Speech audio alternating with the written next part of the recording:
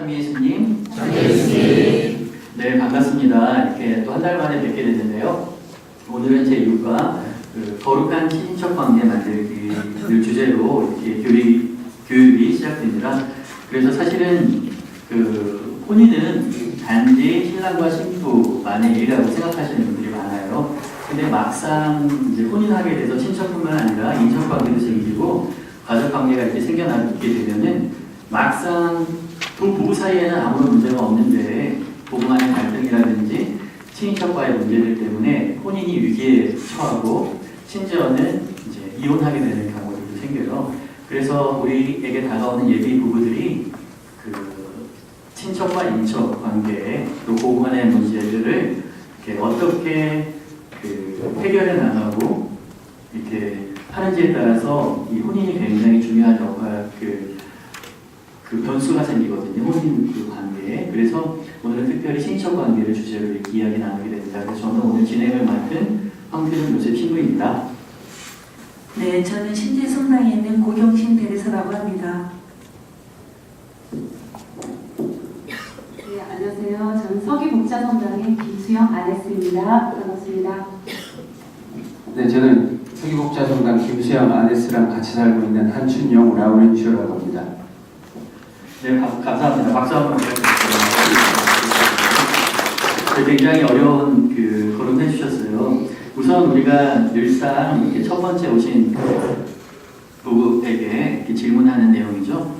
근데 다른 부부들과 다르게 오늘은 굉장히 이제 이 질문에 대해서 더 많이 생각하게 되고 또 저도 궁금합니다. 그러니까 두 분이 이제 어떻게 자라오셨고 그 두 분이 어떻게 만나서 혼인하게 됐는지 그 과정에 대해서 좀 이야기를 듣고 싶습니다. 네, 저는 대학교 때 영세를 했습니다. 저희 가정은 천주교 집안은 아니었고요. 저 혼자 영세를 하고 서귀포에서 직장 생활을 해가지고 청년회하고 레지 활동을 하면서 이제 열심히 신앙생활을 하고 있었어요. 근데 저희 레지오에서 장애인 단체인 서귀포의 작은 예수회라고 있거든요. 그래서 그 공동체 봉사활동을 가게 되었습니다. 근데 그때 봉사를 가서 내 남편을 처음 봤는데 사실 저희 남편이 한손이 장애를 입은 장애인이에요. 근데 장애인임에도 불구하고 그 장애인 공동체에 와서 봉사를 하는 모습이 좀 새롭게 받아들여졌어요. 근데 그렇게 장애를 갖고 있으면서도 불구하고 굉장히 밝고 그리고 거기 수사님들과 그 장애인들과 한 가족인 것처럼 굉장히 잘 어울렸고 그리고 저희 단장님과 또 친한 소록도 예전에 소록도 봉사를 다니면서 굉장히 친한 사이였어요. 그래서 저희 단장님과도 얘기를 하는 모습이 되게 활동적인 모습 그리고 전혀 이렇게 어둠이 없는 장애인치고는 너무 밝은 모습을 보고 저 사람은 좀 특별한 사람이구나라는 느낌을 받았었어요. 그렇다고 제가 그렇게 관심을 보였던 건 아니었고 그냥 좀 특별한 사람이구나라고 생각하고 있었어요. 그리고 나서 이제 그렇게 봉사활동 끝내고 며칠 후에 언론에 저희 단장님이 저한테 남자를 한 명 소개시켜주겠다고 했는데 알고 보니까 이제 저희 남편이었던 거예요. 근데 제가 좀 기분이 나빴어요. 저를 어떻게 보고 장애인을 저한테 소개시켜주겠다고 하는 게 제가 못나서 그런가? 그러면서 이제 좀 제가 왜 이렇게 하면서 곰곰이 좀 생각을 해봤어요. 근데 그 단장님께서도 이 라우렌시오 집안이 굉장히 열심한 독실한 카톨릭 집안이고 굉장히 신심도 깊고 이제 교육교사로도 열심히 활동하고 있고 그렇게 봉사활동을 같이 다니는 사람이고 신앙적으로 굉장히 모범이 되는 사람이라고 얘기를 했고 제가 아까 저희 집안에 저 혼자 신앙인이었기 때문에 제가 만약에 결혼을 하면 미신자 집안에 가면 제가 또 신앙을 버릴 것 같더라고요. 그래서 저도 만약에 결혼을 하게 된다면 카톨릭 집안의 시집을 가야지라는 마음을 갖고 있었는데 이제 그게 굉장히 좀 끌렸어요. 그래서 하나님께서 어쨌든 이런 이끌림으로 저를 그 사람과 만나게 해주시는 건가 하고 해서 만남에 이제 응하게 되었고, 그래서 이 사람을 만났는데요. 굉장히 그 본인이 자라오게 된 배경과 그리고 이제 그 사고가 청소년기 때 이제 사고를 겪었거든요. 그래서 그 사고를 났을 때 그 상황 그리고 그거를 극복해낸 극복해낸 환경 등 그리고 이제 그 현재 그때 직장에 다니고 있었을 때 직장 생활하면서의 그 어떤 어려움도 있지만 그거를 극복하고 모든 거를 한 손이지만 굉장히 좀 똑똑하게 잘 하고 있더라고요. 그리고 뭐 정말 저희는 뭐 양손 다 뭐 멀쩡하게 다 갖고 있지만 저희가 못하는 부분들을 이 사람은 뭐 누구보다 못지않게 더 특별하게 그러니까 운동이면 운동 뭐 어떤 모든 부분에서 이제 최고 수준으로 잘하고 있어가지고 내가 이 사람 얘기를 들으면서 굉장히 감동을 먹었고 그리고 이 사람이 만약에 사고를 겪지 않았더라면 나보다 더 좋은 사람을 만났었고 내가 이 사람이 사고를 겪어서 나랑 이렇게 만나게 해주셨나 이런 생각이 들면서 이 사람이 굉장히 좀 감동을 먹어서 좀 빠져들었던 게 있었고요. 그리고 이제 마지막에 저한테 가나홍인 강좌를 다녀왔냐고 묻더라고요. 그래서 어떤 신앙으로 제가 맺어지게 된 계기가 그렇게 결국은 이렇게 제가 또 가나홍인 강좌를 미리 다녀왔고 했기 때문에 그렇게 쉽게 이제 결혼으로 자연스럽게 이어가는 기회가 되었고요. 그래서 그렇게 이제 얘기를 끝내고 이제 결혼을 전제로 이렇게 만남이 시작되면서 양쪽 집안에 이제 설득하는 게 이제 우선이었죠. 근데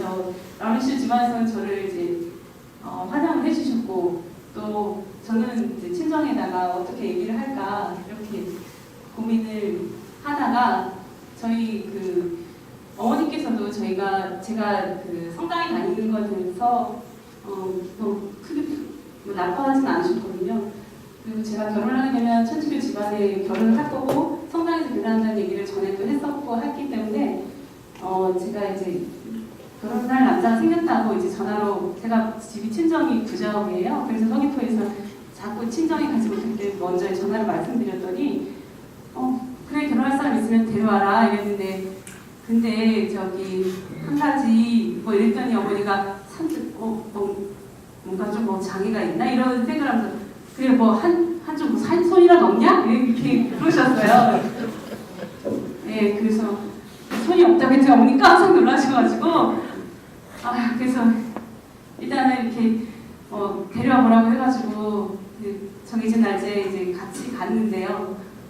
어머니는 쳐다보시지를 않으려고 하더라고요. 옆으로 이렇게 돌아주셔가지고 이제 남편이 큰절을 했지만 보지도 않으려고 하다가 이렇게 곁눈질로 보셨어요. 근데 저희 남편은 그 당시 의수를 끼고 지냈었는데 이렇게 의수를 낀 거를 보고 그래도 이렇게 겉으로 크게 표가 안 나니까 그럼 그 손은 어떻게 다쳤냐부터 시작해서 이렇게 물었어요. 장애를 겪게 된 배경에 대해서 얘기를 묻다가 이제 남편은 사실대로 이렇게 예전에 뭐 사고 났다는 이야기를 하면서 눈에 이제 각막 이식까지 한 얘기까지 다 하셨어요. 근데 어머니는 저는 순간 장애가 있다고 얘기했지 눈까지 장애가 있다는 얘기를 모르셨거든요. 근데 어머니가 이제 막 크게 한숨을 쉬면서 막 네가 이제 앞으로 겪게 될 결혼하고 나서 이제 나이가 들어서 지금은 모르겠지만 나이가 들어서 어떻게 지낼 거냐고 앞으로가 걱정이 돼가지고 내가 뭐 못 보내겠다 막 이런 얘기를 하시다가 뭐 이렇게 남들보다 더 우리가 멀쩡하지만 정신적으로 문제도 많고 잘 살지 못하는 사람도 많지만 이분은 육체적으로는 뭐 장애가 있을지라도 정신적으로 그리고 생각이 되게 밝은 사람이라서 괜찮다고 제가 오늘 설득시켜서 제 부모님이 이제 허락해 주셔가지고 이렇게 이제 결혼을 꼬리나게 됐고요. 나중에도 또 저희 오빠들도 면접을 통해서 이제 결국은 합격을 하고 저희 그 서귀포 성당 허물어지기 마지막에 저희가 이제 마지막으로 결혼식을 올리고 현재까지 잘 살고 있습니다. 네, 그러면 지금 이야기를 듣다 보니까 첫 만남에 이야기하신 다음에 가나온인 강자 받으셨어요? 이렇게 물어본 거에 그게 지금 보니까 프로포즈가 된 거예요. 그렇게 좀 약간 애매하시지 않으셨어요? 그때? 마이크 좀 줘보세요. 이건 뭐지 뭐 근데 이제 가나온인 강자를 통해서 제가 이제 미리 결혼을 이렇게 결혼을 위해서 이렇게 서로가 준비를 해왔나라는 생각이 들더라고요. 저도 그때 레지오가 청년회 하면서 뭐 다 가나온 강좌 의무적으로 다 받았잖아요. 근데 이럴 때가 올 거라고 생각을 못했거든요. 그때 진짜 딱 이렇게 남편이 그런 얘기를 던졌을 때 이러려고 제가 가나온 강좌를 받았나? 예, 그러면서 이거는 하나님이 선택해 주신 거구나. 근데 그렇게 물었던 게 저는 막 좀 기분 나쁘진 않았고요. 저도 사실 이렇게 너무 사람이 선하고 밝고 좋아서 저도 이렇게 이끌리는 게 있어가지고 그 질문을 받았을 때도 자연스럽게 그냥 응하겠습니다. 근데 어쨌든 그 첫 만남에 가나온인 강자 받았냐고 물어보셨다는 라우렌 씨 교수님. 근데 기억이 없는데요. 굉장히 이제 궁금해요. 근데 사실은 아주 사춘기 때 예민한 시기에 이제 사고를 겪으신 걸로 알고 있는데 그동안의 일들 이렇게 그래서 어쨌든 아주 정말로 예쁜 아내를 이렇게 맞이하셨잖아요. 그 과정이 좀 궁금한데 듣고 싶습니다. 저희 얘기까지 아데스가 다 하신 것 같아가지고 좀 제가 할 말이 없을 것 같은데요.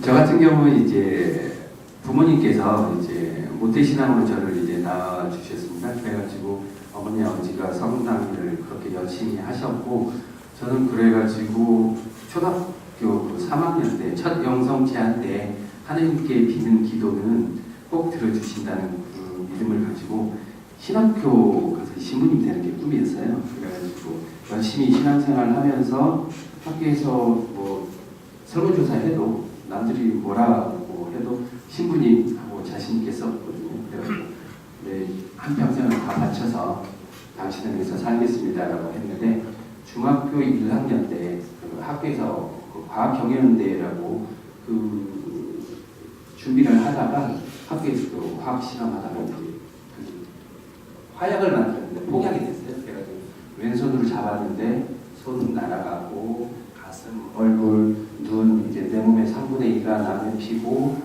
왼쪽 눈의 각막은 그다음에 이제 돌아가실 때 이제 기사해 주신 눈으로 눈을 보고 있고 그때 그 모든 게 저한테는 아무것도 아니었어요. 왜냐하면 일단 제주도 내에서 몸 수술을 다 하고 눈이 제주도에서는 수술이 안 된다고 하더라고요. 그래가지고 서울 병원으로 긴급히 강남 성모병원에 가서 이제 눈 수술 양쪽 눈 수술을 다 하고 6개월 동안 병원 생활을 하다가 거기에서 할 수 있는 건 이제 제일 처음 기도했어요. 하나님 왜 내게 이런 고통을 주십니까? 항상 그 반문을 했지만 대답은 없으셨어요. 그래가지고 결국에는 계속 물었는데 어느 날 이제 3개월 후에 오른쪽 눈이 경과가 좋아서 떼게 됐거든요. 딱 뗐는데 어머니께서 이제 거울을 보지 말라고 하시더라고요. 괜찮습니다. 제가 실수를 해서 된 거니까 보겠다. 근데 어머니가 옆에 계셔서 뭐라고 말씀을 못 드렸는데 사고 전에 제가 아니에요. 저의 얼굴도 아니고 제 손도 없고 뭐 화약으로 뭐 얼굴은 전부 다 새까 그냥 나에게 이런 일이 생겼구나. 그다음 그날 저녁 때 이제 하느님께 대한 얘기가 아니죠. 하소연을 하다가 결국에는 결정을 했습니다. 신이란 없다. 내가 그렇게 갈망했던 미래를 다 당신한테 맡겨서 당신을 위해서 살겠다고 했는데 내게 이런 고통을 줄 수가 있냐. 신이 있으면 이러지 않을 거다. 라고 해가지고 신앙을 완전히 버렸어요.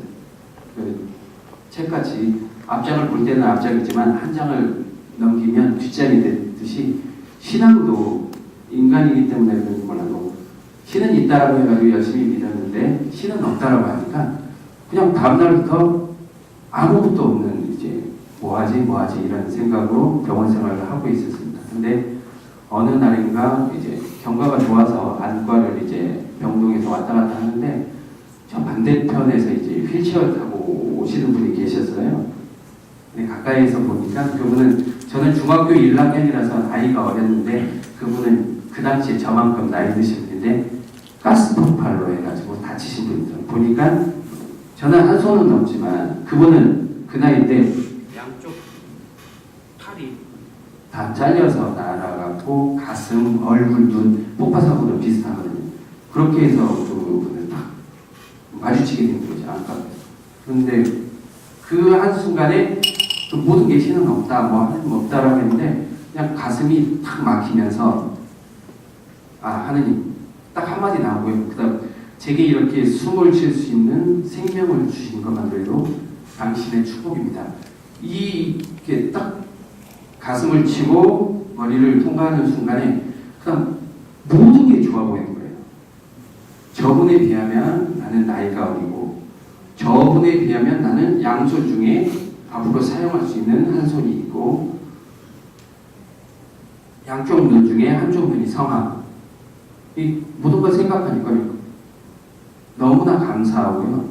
아, 하느님께서 나를 또 다른 곳에 쓰시려고 제가 생각하는 하느님을 위한 부모의 신부님이었지만 하느님께서 보시기엔 라우리셔라는 그 길이 아니고 네가 가야 할 길 따로 있다라고 해가지고 한쪽 문을 닫으시면서 또 한쪽 문을 열어주신 것 같아요. 그래가지고 그 다음 병원에서 퇴원하고 학교생활 열심히 하고 직장생활 하면서도 비록 한 손이 없지만 그때 그 느낌은 항상 계속 쫓아왔죠.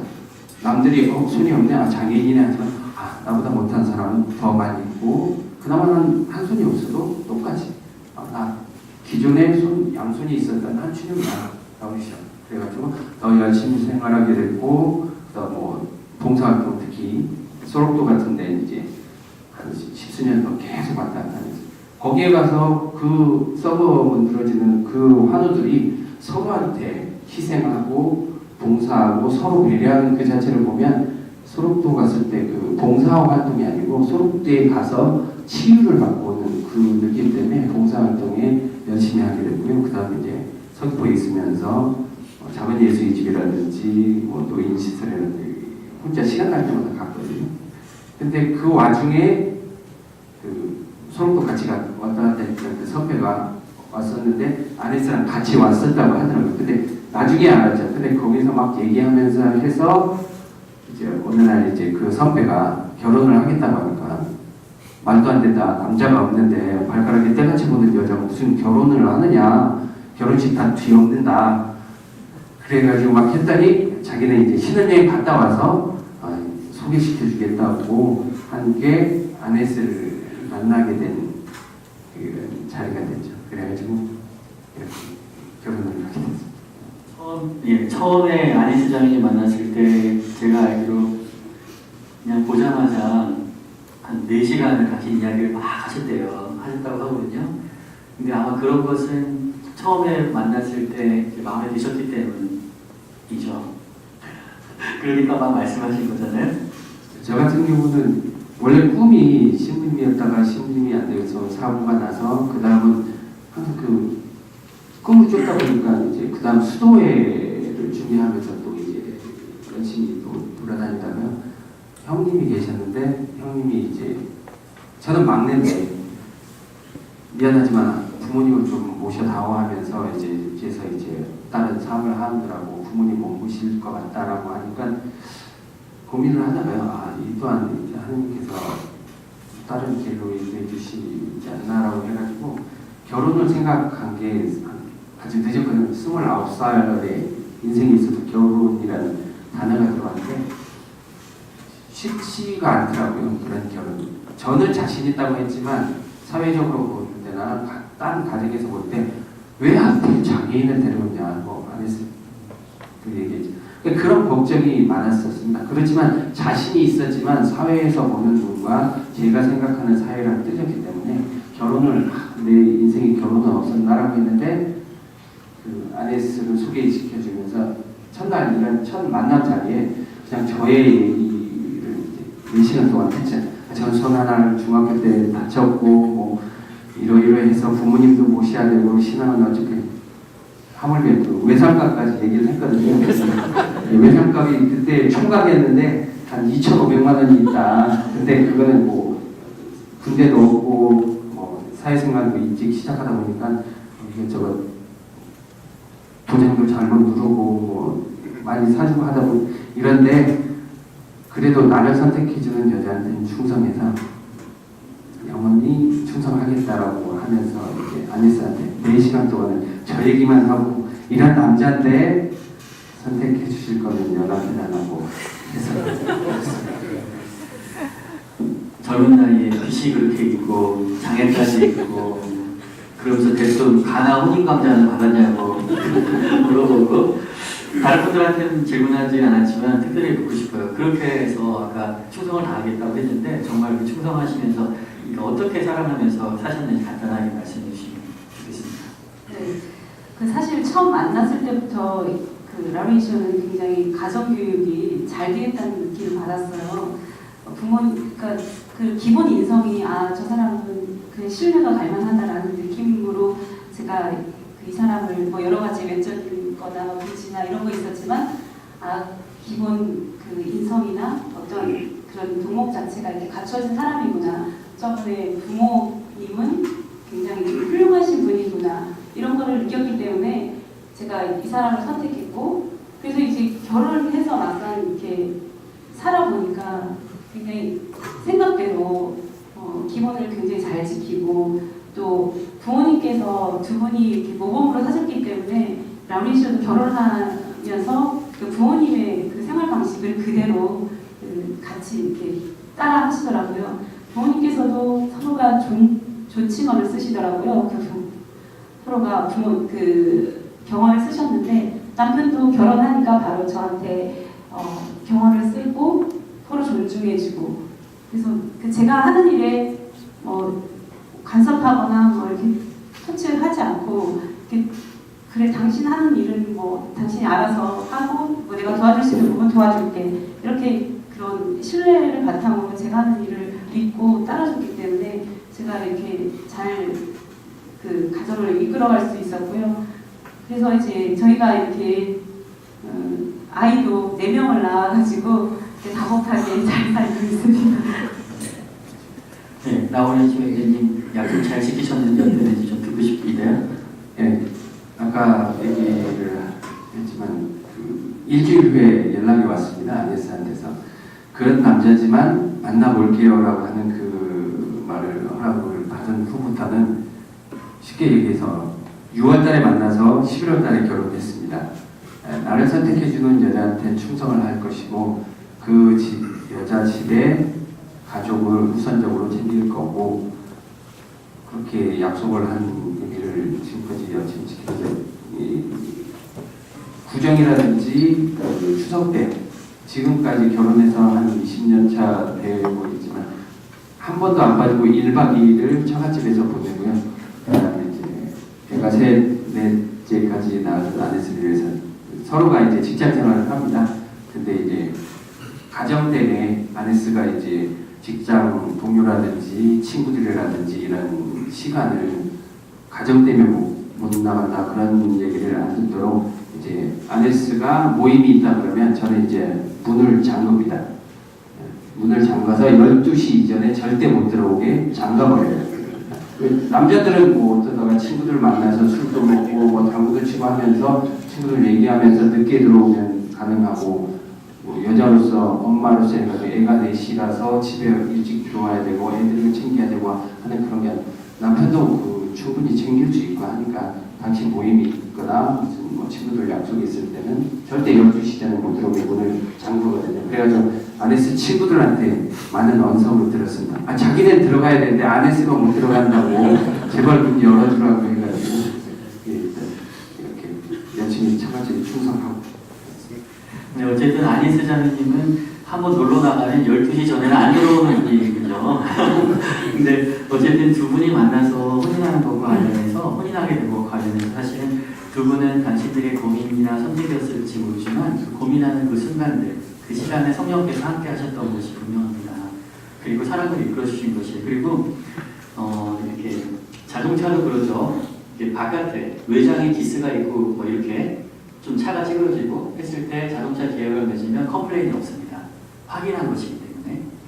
근데 멀쩡한 줄 알고 깨끗해서 멀쩡한 줄 알고 자동차 계약을 맺었더니 엔진이니 뭐 제너레이션이 문제가 생기면 계약 파기가 일어나죠.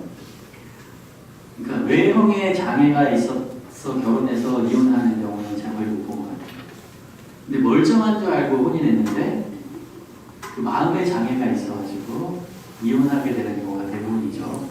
오히려 아니스 자매님은 이제 확실하게 본 거예요. 저런 장애마저도 긍정적으로 이겨낼 수 있을 정도로 마음이 건강한 사람이라는 거예요.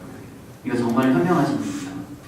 그리고 사실 라우렌시오 형제님도 그 처음에 직장 생활하면서 학교 다니는 그런 사람들한테 술 사주고 계속 베풀고 했던 것도 내가 장애가 있기 때문에 그랬을 거예요. 친구들하고 계속 지내고 싶으니까 밥 사줘야 되고 이렇게 해주고, 그리고 아마 처음에 이렇게 아니스 자매님 만났을 때도 나도 모르게 막 4시간을 막 자기 이야기를 하신 것은 내 앞에 있는 여자가 너무나 사랑스럽고 좋은데 과연 저 여자가 나를 선택해 줄까 하는 마음에 안달복달했던 그 마음이 아니었을까? 근데 그것을 이제 받아주신 거죠. 거기에는 분명히 그 마음을 움직임에는 분명히 성령께서 계셨고 성 요셉과 성모 마리아처럼 이 두 분도 분명하게 성령의 준매로 혼인하게 되신 거라고 저는 이렇게 분명하게 확신합니다. 또 한 가지 우리가 혼인 서약을 할 때 평생 신의를 지키고 사랑하고 존중할 것을 약속하죠. 이 3가지가 있어야 돼요.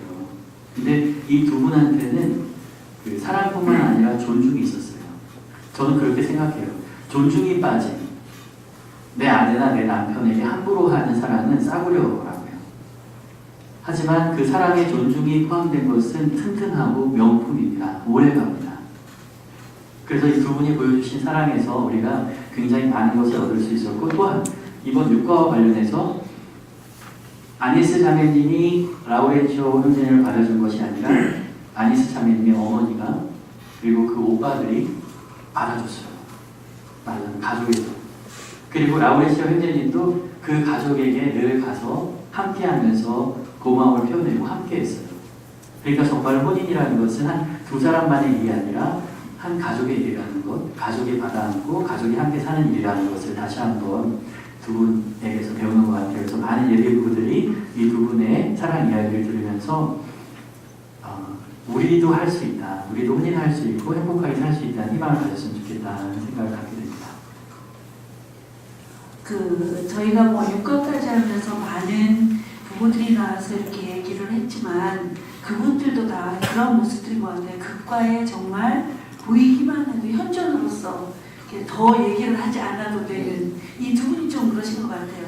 정말 육과에서 보이는 모습만으로도 벌써 얘기가 다 된 듯한 굉장히 좋으신 분이고, 그다음은 이분들도 이제 혼인 멘토를 이렇게 시작해서 하시는데 뭐 달라질 것도 없으실 것 같긴 하지만 그래도 혼인 멘토를 하기 전과 후가 확실히 달라진 모습이라든지 어떤 느낌이 있었는지에 대해서 좀 말씀해 주셨으면 좋겠네요. 네, 앞에서도 얘기했지만 저희가 아이가 넷입니다. 사실 아이를 키우다 보면 제가 또 직장 생활까지 하면서 이렇게 살아왔는데 정말 바쁘고 열심히 살아왔습니다. 네.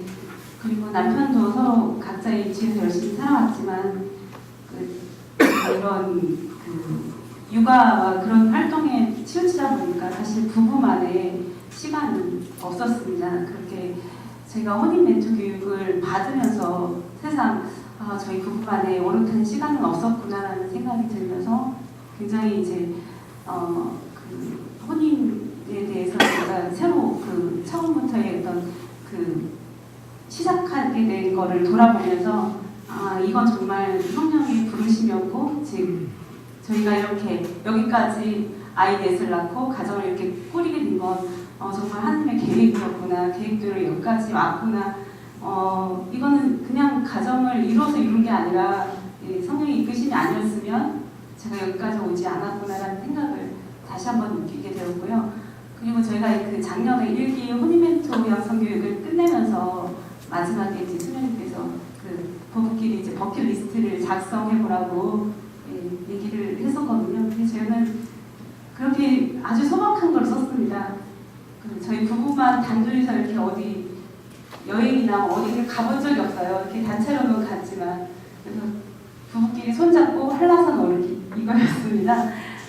그래서 그렇게 쓰고 난 뒤에 저희 남편도 뭐를 이제 그런 깨달음이 있었는지 그 후로 이제 주 1회 오름을 같이 오르고 한라산을 오르고 그러면서 이제 부부만의 시간을 가지면서 그리고 또 생각해보니까 저희 자녀들도 많이 자라가지고 저희 손이 다 많이 필요 없는 시기가 되었더라고요. 그래서 지금은 저희 부부끼리 이렇게 시간을 많이 보내면서 자녀 얘기, 뭐 직장 얘기, 집안 얘기를 하면서 이렇게 부부간의 신뢰를 더 돈독히 하고 있습니다.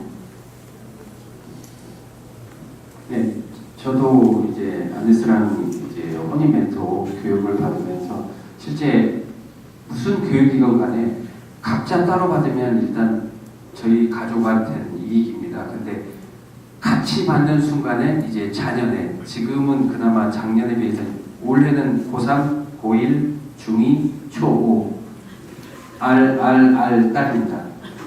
그래서 두 부부 중에 한 사람은 무슨 일이 있어서 빠지면 한 사람은 그 내 자녀와 함께 시간을 보내지 않으면 얼마나 집안이 어지럽겠습니까? 풍지박산 나거든요. 특히 알랄랄은 정말 정신없어요. 근데 혼인 멘토를 같은 시간에 받아야 되기 때문에 특히 그때 제주시까지 와서 받다 보니까 그날 저녁은 자녀를 믿어야 되는 진짜 신앙심이 깊어야 된다고 신앙심이 깊어서 자녀들에게 부탁드립니다 하고 하다 보니까 그 정말 서로한테 배려는 저희도 그렇게 애 넷을 아네스가 없을 때 제가 챙기고 제가 집에 없을 때 아네스가 자녀를 챙기고 이게 서로 간에 우리 가족을 위한 배려라고 생각했거든요. 근데 막상 그런 배려에 따라서 가정이 이루어진다고 생각했는데 결국엔 보니까 부부로서의 시간이 가정에 파묻히면서 진짜 단둘과 약간 그런 게 시간이 없었더라고요. 그래가지고 혼인 멘토를 하면서 첫 멘티들과 함께 이제 가정이라는 자체, 그다음 결혼을 준비하는 그때 옛날 그 생각도 나고 이 교육이 앞으로 정말 결혼을 준비하는 사람뿐만 아니고 결혼을 이제 지금 말 그대로 지금 혼인 멘토 하시는 분들은 거의 말 그대로 자녀들 거의 이제 다 커서 이제 딱 정말 부부로서 정말 이제 멘토의 가장 순간인 건 단둘이 어떻게 인생을 살아갈까 그거인 것 같아요. 그걸 이제 자녀들 앞으로 자라나는 이제 신랑 신부가 결혼을 준비하는 그런 멘티들한테 그 스스로를 그냥 보여주면 그게 교육이 되지 않을까라는 생각을 해서 정말 혼인 교육을 받은 걸 후회 안 하고 있습니다.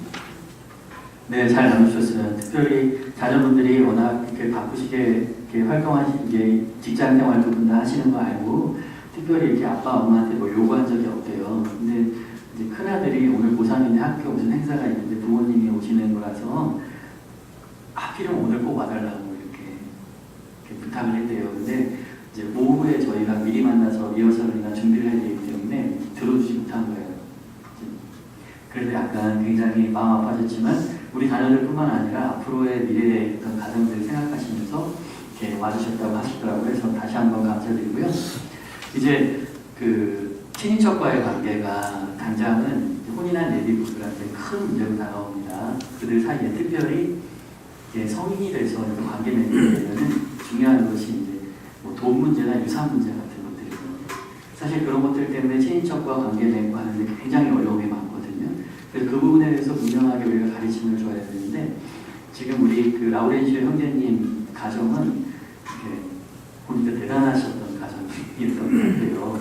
그래서 이제 어떤 경험들이 있으실 것 같아요. 그래서 그 경험을 통해서 이렇게 느꼈던 거, 또 깨닫게 된 것들 이렇게 나눠주시면은 고맙겠습니다. 여기에 오신 분 중에 저를 어릴 때부터 봤던 이제 선생님도 계시고 누님도 계시고 한데요. 저희 집이 뭐 시민님께서 얘기했지만 저희 집안이 아니고 저희 아버지의 형제분들, 이렇게 저는 이제 조카인데 저희 집안이 이제 옛날에 저는 어릴 때 클 때요. 저는 제주도에서 제일 부자인 줄 알았어요. 저희 집이. 왜냐하면 명절 때 제주시를 이제 설날 때라든지 추석 때 오는데요. 돈이 하나도 안 들어요. 옛날 혹시나 아시겠지만 이제 한일역이라고 있었고 한일역에 동진역에 시내버스 한일역에 광신관광, 제주여행사, 코리아극장, 동양극장, 제일극장이 전부 다 공짜였거든요. 다 저희 아버지의 형제분들이 다 하시는 거였어요. 그래가지고 와 저희 집도 잘 사는 줄 알았거든요. 당연히. 근데 나중에 봤더니 저희 아버지는 이제 할아버지가 일찍 치매에 걸리셔가지고 아버지 형제분들끼리 재산을 이제 형제분들끼리 뭐 나눠 가지시고 아버지는 처가살이를 서로 하시고 하면서 몰랐어요. 근데 이제 저가 성인이 되고 직장생활을 하는데 그때는 알게 됐죠. 사촌 형제분들이 워낙 부유하고 다 살아계셨을 땐 참 사촌들이 저희 사촌이 50명 정도 됩니다. 50명이에요. 그래가지고 명절이라든지 이럴 땐 어마어마하죠. 50명이 같이. 그런데 그 아버님들이 돌아가시면서 그 집안에 이제 재산 싸움을 하게 된 거죠. 근데 그 재산 싸움, 그 집안만 하는 게 아니고요. 사촌 집까지 저희 아버지까지 재산이 없는 가족인데 아버지까지 증언대에 세우면서 저희 아버지 보고 사촌들이 당신 위중하지 마시오 이런 식으로 재산 싸움을 한 가족이 재산 싸움인데 그거를 또 여러 집에서 또 하는 거예요. 워낙 재산들이 많다 보니까 그래가지고 거의 뭐 그 가정들은 몇 년 그런 소송하고 하면서 제사도 같이 안 하고 이렇게 하면서 막 하다 보니까 저희 집은 다행히 어머니 아버지께서 그래도 같은 가족이니까 이해를 열심히 기도하고 화목하게 할 수 있도록 기도하자 하는데 저는 그게 참 마음에 안 들었지만 어머니 아버지가 그렇게 하시는 걸 보시고 계속 이제 자라왔고 결국에는 이제 사촌들은 이제 뿔뿔이 다 자기 이제 커가지고 이제 그분들도 이제 이젠 좀 사촌들끼리 얼굴도 봐야 되지 않을까라고 하면서 연락도 오시고 하는데 그 사촌들이 그런 말씀을 하시더라고요. 춘용아 너네 집은 정말 옛날부터 화목하고 너무 진짜 부러워 보인다. 재산이 없으니까 그렇게 행복할 수가 있다는 걸 참 너희 집 보면 안다. 저는 속으로 그랬죠. 저희들 그래도 재산이라도 있었으면 좋겠구만 하면서 했지만 그 재산이 없어도 그 신앙을 갖고 부모님께서 그렇게 기도하시면서 저희들 이렇게 재산이란 자체보다 신앙을 갖고 있으면 그게 화목하고 평화롭고 하다고 그다음 부모님께서 자수성가하시면서 뭐 가수원 하나 집 하나 있지만 그것도 돌아가시기 전까지 좀 그랬거든요. 저희 형제들도 그랬어요. 돌아가시기 전까지 절대 누구 이름으로 유산이라든지 이런 거 하지 마세요. 사촌들을 봤거든요. 돌아가시기 전에 뭐 큰아들한테 주겠다 하니까 나머지 7, 8 자녀들이 그 큰아들하고 재산 싸움하고 상속 때문에 형제들이 오히려 잘 살라고 해서 유산을 주는 것 같았는데 그 유산이 반목이 되고 형제를 아니 가족을 풍지박산내는 그런 게 되니까 돌아가실 때까지 충분히 쓰시고 돌아가신 후에 자식들끼리 법적으로 n분의 1 해도 되고 정말 힘든 그 형제 있으면 그쪽으로 주고 하는 건 절대 어렵지 않으니까 그런 걱정 마시고 이제 재산이라는 자체는 저희들은 이제 전혀 중요치 않게 생각을 하고 있습니다. 네, 잘 그렇게 말씀해 주셨는데요. 보통 드라마 보면 재산 싸움 벌어졌을 때 남편들보다 더 무서운 게 며느리 그 딸들이 더 무섭더라고요. 근데 그런 이제 과정 안에서 아내로서 또 며느리로서 무엇을 느꼈고 또 어떤 체험을 하셨는지 좀 듣고 싶습니다. 저도 사실 결혼 전에 그 집안에 이제 한씨 집안 얘기를 주위 분들한테 들었어요. 시집 잘 간다는 얘기도 듣고 그래서 이제 결혼 막상을 하고 보니까 저희 어머니께서도 우리 집에는 아무것도 없다 이런 얘기를 자주 하셨어요. 근데 어머니도 이제 그런 얘기를 제가 일부러 더 강조를 하셨는지 말씀을 하셨는데, 근데 이제 막상 이렇게 저도 결혼식 할 때는 굉장히 친척들이 많이 오고 축하를 해줬고, 예, 정말 한씨 가문 답구나 이런 생각을 했는데, 결혼식 끝나고 나서 이제 제가 제사집을 가고 처음 결혼을 했으니까 친척들한테 인사를 하고 이렇게 했을 때, 예, 별로 이제 왕래도 별로 없고, 별로 반갑게 대하지도 않더라고요. 아, 이게 친척 간 이렇게 불목된 사이인가 이렇게 받아들이면서 이제 점점 이렇게 우리 집안만 이렇게 떨어진 느낌이 들고, 이게 예전에 그런 있는 집안의 모습이 아니구나라는 걸 점점 이렇게 어머니가 말씀하셨던 게 생각이 나가지고 이제 그런 걸 이제 받아들이게 됐는데요.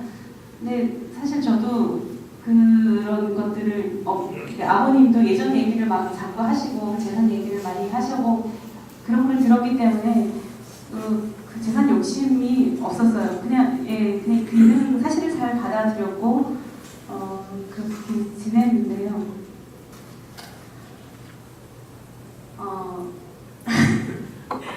그래서 지금 어머니는 그렇게 말씀하셨어요.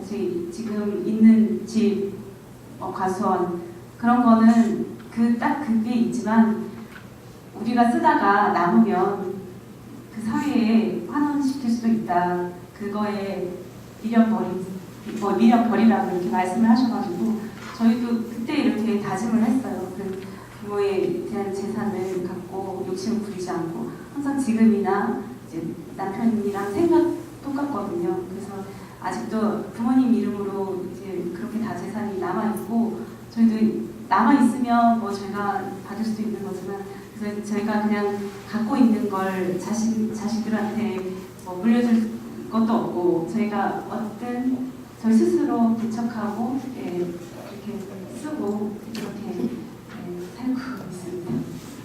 네, 이제 잘 나눔을 해줬는데 그 친척분이 오셔서 하신 말이 마음에 남아요. 너희들은 정말 화목하다. 물려받은 게 없어서. 그렇죠? 돈과 이권이 있는 곳에 평화는 없습니다. 돈하고 이권이 있으면 다투게 돼요. 근데 그게 가족 간에서 일어나니까 더 슬픈 거예요. 그렇죠? 제일 친해야 되는 사람들이 법정에서 당신은 이러고 있잖아요. 그래서 사실은 이 유산과 관련해서 우리가 분명하게 그 유교적인 사고 방식하고 지금 우리 가톨릭 교회의 방식이 어떤 차이가 있는지를 분명히 인식하셔야 돼요. 유교에서는 죽은 이후의 세상, 죽은 다음에도 은택이라고 해서 다 모셔야 된다. 그렇죠? 예전에 묘에서 3년을 치러야 되고 때 되면 계속 제사해야 되고 그런 게 있어요. 그래서 유교적인 차원에서 유산을 물려주는 것은 자녀들에게 그것 갖고 나눠서 살으라는 얘기가 아니라 사실은 근본적인 원인은 내가 죽은 다음에 나를 모셔야 되는 돈을 그 책임을 지는 사람에게 물려주는 거예요.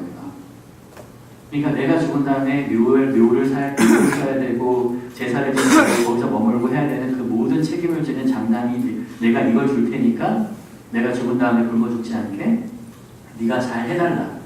이게 말하자면 유산의 의미예요. 근데 지금은 그렇지 않죠. 만약에 우리가 가톨릭 신자이면서도 이 유산의 원칙을 따른다는 것은 뭐냐면 부모님이 하늘에 계신데도 굶어 죽지 않게 그 돈을 내가 받으려고 모셔야 되니까 다투는 거랑 마찬가지예요. 그래서 사실은 지금은 유산의 이제 제 1순위 상속자는 배우자죠. 그 다음에 자녀들에 있어서는 공평해요. 딸이든 장남이. 왜냐하면 그런 책임을 장남이 온전히 지지 않잖아요. 심지어는 장남은 미국이나 다른 나라에 가서 아무 부모를 돌보지도 않고 또 이 제사 끝나면 다시 미국으로 돌아갈 건데 평생 딸이 보살폈는데 막상 유산은 그 유교적인 사고방식 때문에 아들한테 툭 물려주니까 가족이 풍비박산이 나는 거예요. 유산을 가족들한테 물려주는 것은 돈을 물려주는 것이 아니라 전쟁을 물려주는 것입니다. 자녀들한테 가장 안 좋은 것을 물려주는 행동. 그래서 우리가 사과에서 배웠죠. 부모와 자식 간의 관계에서 자식을 이미 다 키웠으면 나는 이제 할 일 다 한 거예요. 이제 자식들이 알아서 살림을 꾸려가면서 살아가는 것은 자식들의 몫이에요. 그리고 남은 재산은 이제 내가 행복하게 기쁘게 사는 거예요. 자식들에게 의지하지. 이게 더 중요한 거예요. 재산 물려준다는 명목하에 자식한테 의지하고 살피고, 이게 아니라 재산은 내가 쓸 만큼 쓸 테니까 니네 나 신경 쓰지 마라. 이게 천주교, 이게 카톨릭적인 방식이에요. 그리고 이제 세상을 떠날 때쯤 돼서 아주 궁핍하고 어려운 자식이 있으면 좀 도와줄 수 있지만 자식들이 알아서 다 잘 살고 있으면 하나님, 청지기로서 당신에게 받은 재산 내가 잘 썼습니다. 그리고 이것은 내가 사회에 더 가난한 사람들에게 봉헌하겠습니다. 라는 것이 그 자식들에게 평화를 물려주고 본보기를 물려주고 정말로 모범을 물려주는 행위예요. 그래서 이제 우리 앞에 오는 예비 부부들이 그 생각을 바꿔야 돼요. 부모의 재산을 갖고 자식들이 싸우는 그 가장 사이좋게 지내야 되는 사람들끼리 분란을 만들고 다툼을 만드는 그런 게 아니라 정말로 재산을 하나님의 것이고 다시 잘 쓴 다음에 봉헌하고 또 자식들과의 관계에서도 따로 떠나지 않지. 그들이 잘 살도록 배려하지만 나도 내가 알아서 잘 살고 남은 것은 사회에 봉헌하는.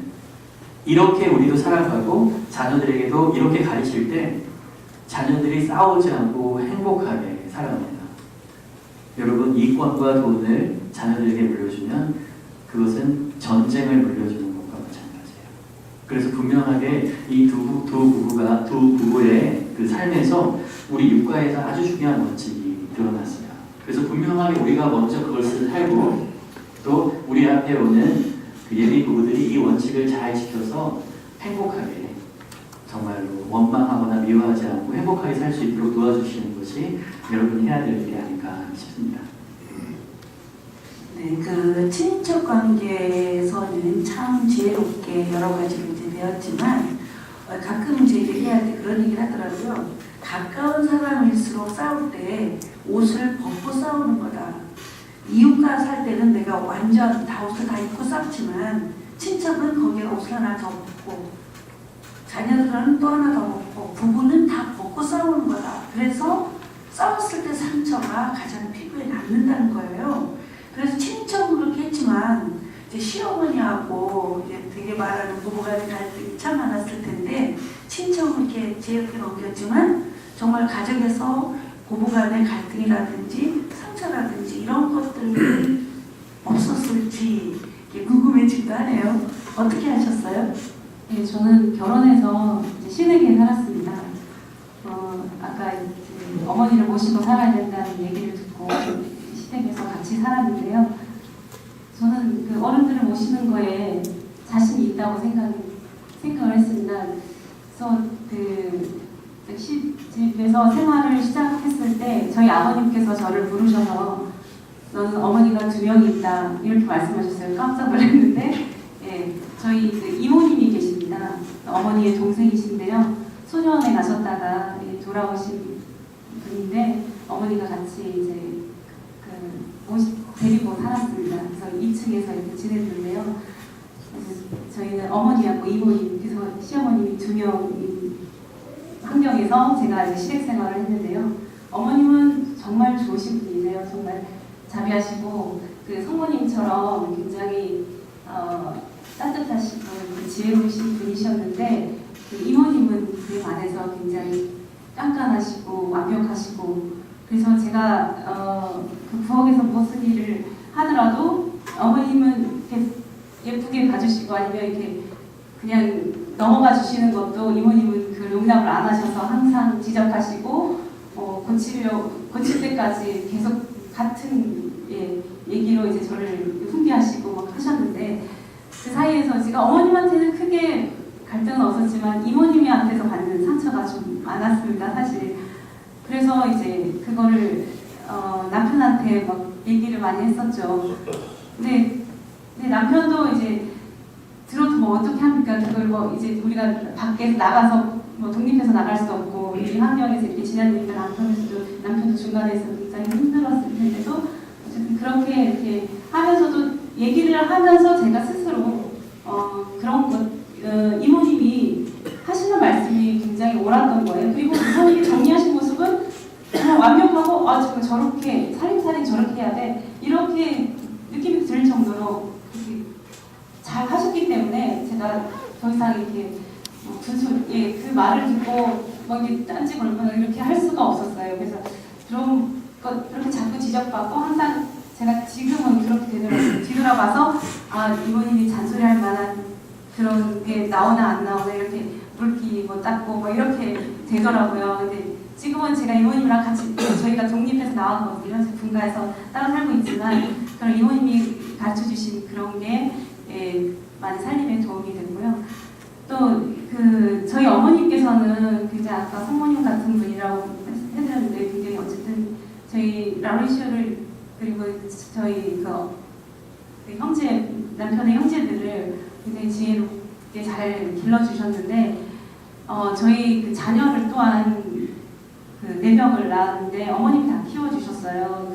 제가 직장 생활을 하면서 내 아이를 태어나면서부터 제가 시댁 생활을 했기 때문에 밤잠을 못 이루고 어머니가 도맡아서 다 키워주셨는데 저는 그냥 시어머니가 당연히 시댁에 사니까 시어머니가 키워준 게 당연하다고 생각을 했고 그게 그냥 저는 직장에 나가버리면 저는 편한 거예요. 근데 어머니는 그걸 다 이제 그런 힘든 과정을 다 겪어서 다 이렇게 키워주셨는데 막내 아이가 이제 어느 정도 이제 좀 크고 보니까 제가 시어머니가 늙는 거는 몰랐어요. 저희 아이들이 크는 것만 알았지 시어머니가 늙는 거는 몰랐는데 딱 어느 순간 어머니를 바라보는데 너무 나이가 드신 거예요. 그래서 그러니까 그때 어쨌든 제가 시어머니가 어떤 갈등이나 뭐 이런 어머니에 대한 원망이나 이런 건 전혀 없었고 정말 감사한 마음 뿐이었거든요. 그래서 시어머니한테 어쨌든 굉장히 시어머니 덕분에 이렇게 가정을 잘 이루어가고 있고 저희 어머니가 그렇게 이제 저희 자녀를 다 키워주시고 돌아가신 지 지금 3년이 됐는데 투병 생활을 하시다가 갑자기 어쨌든 임파선 암이 온 거예요. 그래서 3년 전에 그래서 그 병을 앓고 그래도 빨리 앓고 나서 이렇게 투병 생활 오래 하지도 않고 이렇게 돌아가셔가지고 굉장히 효도를 못 해드리고 이렇게 보내드린 것 같아서 많이 아쉽습니다. 고부간의 갈등이 생기면 며느리보다 눈치 보는 남편이 더 힘들다고 그런 얘기를 해요. 저희 집에도 잠깐 제 어머님과 시어머님이 같이 살았던 때가 있는데 제가 밥을 하나 떠나도 시어머니 눈치가 보이더라고요. 지어머니라고 밥을 더 잘 뜬 거 아닙니까? 그제서야 남편이 시어머니하고 모실 때 얼마나 내 눈치를 봤을까라고 생각이 들었는데 정말 행복하신 것 같아요. 지혜로운 어머니와 거기에 못지않은 애들이 크는 것은 알았지만 어머니가 늙는 걸 몰랐어요 라고 말할 수 있는 이런 지혜로운 아내를 둔 라우렌시오 형제는 굉장히 행복한데 그래도 사이에서 끼는 고모님, 이모님 얘기하면 또 거기에 맞춰줘야 되고 어떻게 대처를 하셨는지. 네, 저는 아이디가 내 아빠입니다. 애가 넷이라 내 아빠라고 하는데 직장 생활 서로 같이 하고 자녀를 이제 집에서 일단 그때 아네스의 친정살이를 시댁살이를 하게 됐는데 당연히 이제 특히 어머님과 이모님이 계셔가지고 이모님은 저희들 2층에 방 한 칸을 들어서 살았지만 바로 앞방이 이모님 방이세요. 그러니까 이제 뭐든지 일단 이모님 눈에 제일 먼저 띄게 되고 했는데 그래도 이모님은 이 카리스마 있으신 분이 이제 하시니까 특히 아네스한테는 이제 엄마에게 그만큼 자녀를 키우면서 똑바로 해야 자녀들도 키우고 할 것이다라는 당연히 그렇게 얘기를 하셨지만 아네스한테는 당연히 그게 이제 많이 힘들었을 거예요. 근데 아네스는 이제 그걸 이제 저한테밖에 얘기할 수 없잖아요. 근데 저 같은 경우는 아무리 아네스를 달래준다고 해도 아네스가 정말 힘들었을 땐 봤을 땐 시댁 핏줄이거든요. 저도 그러다 보니까 제가 입을 열면 아무리 좋게 해도 있게 보일 것 같은데 일단 아네스가 얘기하는 걸 계속 듣고요. 아 그래요. 듣기만 하고 그 대답은 이제 처갓집에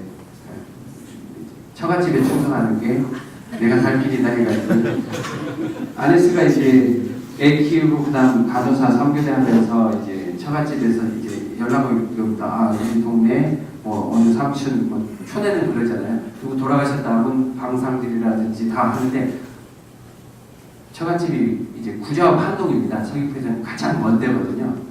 그렇지만 저는 이제 퇴근하고 무조건 이제 갑니다. 아네스 못 가고 뭐 직장생활을 해도 처갓집 가서 아 서귀포 사위 왔습니다 하고 그 동네 이제 한동에서는 이제 아네스는 이제 누구네 집 딸인 건 아는데 저가 하도 시끄럽게 서귀포 사위입니다 하니까 어느 집 사위 해가지고 한 정도 그렇게 하면 이제 장인 장모님 뭐 그 처갓집 식구들이 정말 좋아해 기뻐해 하시더라고요. 딸은 안 왔지만 사위가 와서 이 동네 이름을 다 본다라고 해가지고 아주 좋아하시고 그러면 그게 이제 소문이 이제 아네스 귀에 들어가면 야 니 신랑 네가 보낸대 하면 언제 가십니까? 그래가지고 이제 아네스의 화를 이제 풀어주면서 처갓집의 충성이 아네스의 화를 풀어주는 길이다라고 해가지고 아직까지도 이제 처갓집을 우선 열심히 챙기고 있습니다.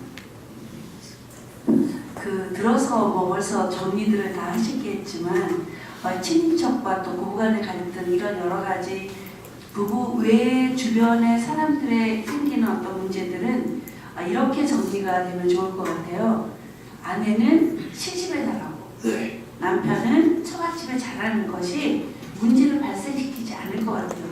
만일 남편은 시집에 잘하면 아내는 소외된 느낌으로 싸우게 될 것이고 아내도 시집을 못하면서 처갓집에 잘나게 되면 넌 왜 너네 집만 하고 시집을 안 보냐고 싸울 텐데 이 두 분은 지혜롭게 참 잘하신 것 같아요. 그 다음은 저도 가끔 그런 생각이 드는데 남편이 저랑 얘기를 하다가 나 그 누나하고 얘기했어 이럴 땐 참 소외가 누나가 더 위야? 내가 왜지? 왜 내가 우선이지? 왜 그래? 라고 하는데 부부간은 무촌이잖아요. 자식은 일촌이고 이렇게 촌수가 가까운 사람을 우선순위로 잡아야 된다는 거죠. 친척이나 옆에 있는 정말 같은 형제자매가 있다 하더라도 부부의 것에 소홀해지는 부부의 관계가 소홀해지는 선택을 하는 건 그 선택이 잘못되었다는 거죠. 어느 한순간의 선택이라 하더라도 배우자에게는 그렇지 않는 그래서 우선순위는 부부의 관계에서 우선순위를 해야 된다. 그 다음은 저희 경우는 시집이 서울이에요. 그러니까 똑같은 말을 해도 문화권이 다르더라고요. 그런데 저는 받아들일 때 시어머니 그러니까 시어머니 이렇게 해야 돼. 근데 얘기하다 보면 다른 거예요. 정말 다른 서울의 문화권에서 살았던 사람과 시어머니 입장에선 제주도의 문화에 살았던 저를 인정해야 되는데 그 인정은 참 나중에 하게 되더라고요. 이렇게 우리가 시어머니, 시아버지 이런 거에 대해서 지금 현재의 며느리들은 굉장히 불안해하죠. 이런 얘기 있잖아요. 우리 아들의 아내가 며느리, 나의 며느리는 아니다라는 거죠. 내 아들의 아내이지 나의 며느리로 생각해서는 안 된다. 이런 말 하더라고요. 되게 억울하죠. 우리 며느리로 살았는데. 이런 것처럼 정말 시어머니, 시아버지에 대한 며느리들의 처음부터 이렇게 결혼할 때 이제 부담 먹을 텐데 그럴 때 이런 거에 대한 정리를 우리가 그냥 받아들일 게 아니라 각기 살았던 문화와 그 사람이 정말 각기 살았던 달랐던 환경들을 우리가 이해하고 받아준다라고 얘기를 한다면 훨씬 이 멘티 부부들이 편안하게 시집에 대해서 다가서지 않을까 하는 생각이 드네요. 네, 아주 잘 나눠주셨어요. 제가 생각할 때 라우렌스 형님하고 아니스 자매님 사이에서 정말 하나님의 축복으로 태어난 이 4명의 자녀들은 제가 정말 아주 확신컨대 이 4명의 아이들은 길을 가다가 어떤 할머니가 좀 힘들어하거나 어려워하고 있으면 분명히 도와줄 거예요. 그리고 버스를 탔을 때 이제 자리를 양보할 줄도 알고 더군다나 할머니나 할아버지 옆에 자리가 비었을 때 기꺼이 가서 옆에 앉을 수 있는 힘이 생겨요. 왜냐하면 할머니, 할아버지랑 같이 자랐으니까.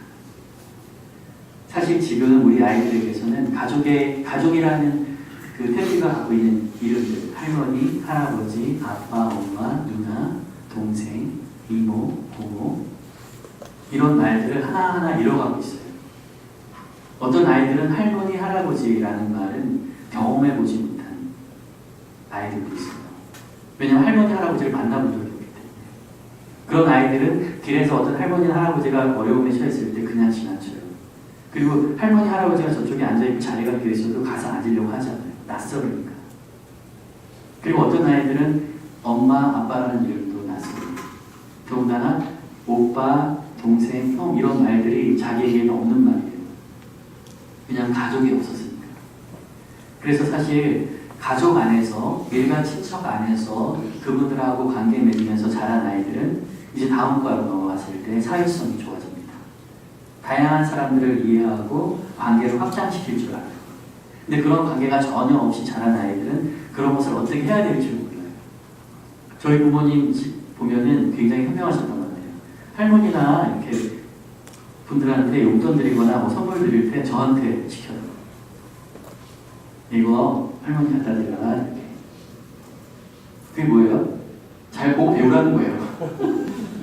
너도 나중에 이렇게 해야 된다는 거예요. 안 그렇습니까? 보고 배우니까 야 이거 할머니 이거 무슨 뭔데 이거 할아버지 갖다 드려라. 아니면 그 음식할 때도 있잖아요. 한 다음에 당신이 갖다 놓으면 되는데 이거 할아버지 저기다 갖다 놔라 이렇게.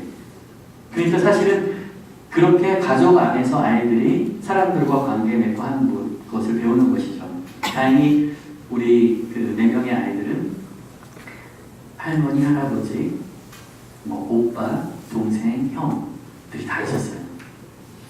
말하자면 이게 바로 거룩한 그 가정이고 친인척들과의 관계를 맺는 사회성과 인격의 형성이 잘 됐을 것입니다. 그래서 오늘 이렇게 두 분 나눠주신 두 분께 진심으로 감사드리고 또 우리가 오늘 배운 것들 유산 문제 그렇죠? 그 다음에 친인척과의 관계에서는 분명하게 더 가까운 사람들이 먼저 친해져야 돼요. 부부 자식 간에도요. 부부는 5촌이고 자녀는 1촌이죠. 자녀보다 부부가 더 친해져요. 엄마가 자녀만 친하고 무촌이 남편을 내돌면 남편은 기러기가 돼요. 그렇지 않아요? 또 아빠가 내 자식 귀엽다고 내 자식을 챙기면서 바로 옆에 무촌인 아내를 멀리하면 바로 소외되고 외로운 사람이 생기는 거예요. 삼촌관계, 사촌관계 마찬가지예요. 더 가까운 사람을 더 먼저 챙겨야지 더 가까운 사람을 놔두고 더 다른 사람을 챙기게 되면 분명히 문제가 생깁니다. 그래서 오늘 우리가 배운 이런 원칙들, 유산에 대한 원칙들, 유교적인 사고방식에서 우리 그리스도교적인 사고방식으로 또 친인척과의 관계에도 그렇게 잘 맺는다면은 우리한테 온 예비 부부들이 이런 문제들을 잘 극복하고 가정을 지키면서 행복하게 살게 되지 않을까 하는 생각을 하게 됩니다. 오늘 수고해주신 모든 분들께 진심으로 감사드리고 마치도록 하겠습니다. 영광 부탁드립니다. 성부와 성자와 성령의 이름으로 아멘. 영광이 성부와 성자와 성령께 성부와 성자와 성령의 이름으로 아멘.